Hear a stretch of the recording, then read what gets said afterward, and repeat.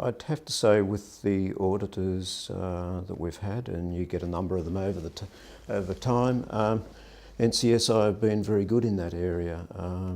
The food safety auditors that have been assigned to us over the years have understood the seafood business and the risks associated with seafood, and have been quite testing in their audits.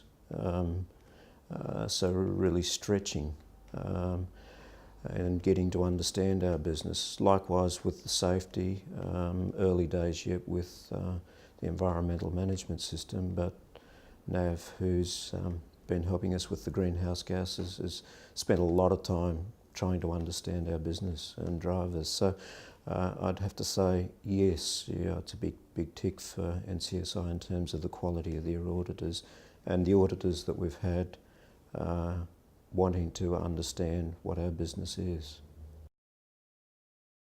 No, in our case NCSI didn't do enough to understand our business, and that was probably the most significant disappointing thing on the changeover. In the tender that NCSI provided, they committed to an initial briefing session.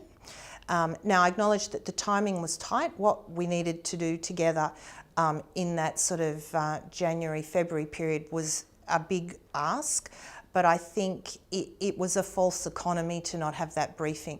The investment in that time in understanding our business, in my opinion, would have paid significant dividends throughout the audit and the following weeks. So in our case, no. And unfortunately that was quite obvious. One of the auditors who came to the head office didn't actually understand what Veolia did, which was embarrassing for all of us. One of the things with Veolia is there's 4 divisions, so people commonly get us confused, and that's what happened in this case. I don't think the guy actually understood exactly which division he was coming to audit, to be perfectly frank. So I think there's enough on the website to understand the different things that we do. Now we're headquartered in the same place, so that does add to the confusion. But I think we were willing to provide as much time as was necessary to invest in that relationship right up front. It was very important for us. I've explained this to the client team. My management team was a split vote as to whether we would change auditors or not. So they gave the decision back to me and basically said sort of, oh, your head will roll based on, because we needed to pass. So it was a big decision to make, and I made the call to change. So it was, I felt, an extra amount of pressure on me to ensure that the audit went smoothly.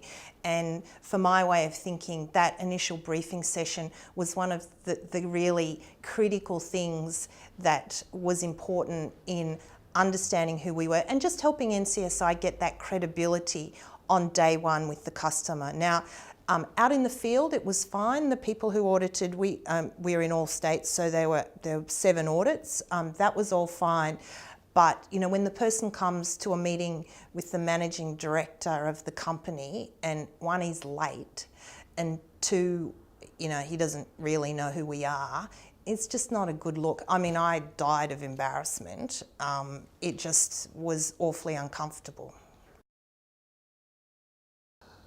I think over time, NCSI are trying to actually do more.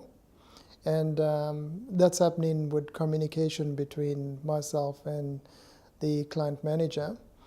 And one of the things, I guess, in terms of trying to do more is what I would like for them to do is understand our business better. If they understand our business better, then they can actually do more for us. If they don't understand our business, then they won't understand what our needs are.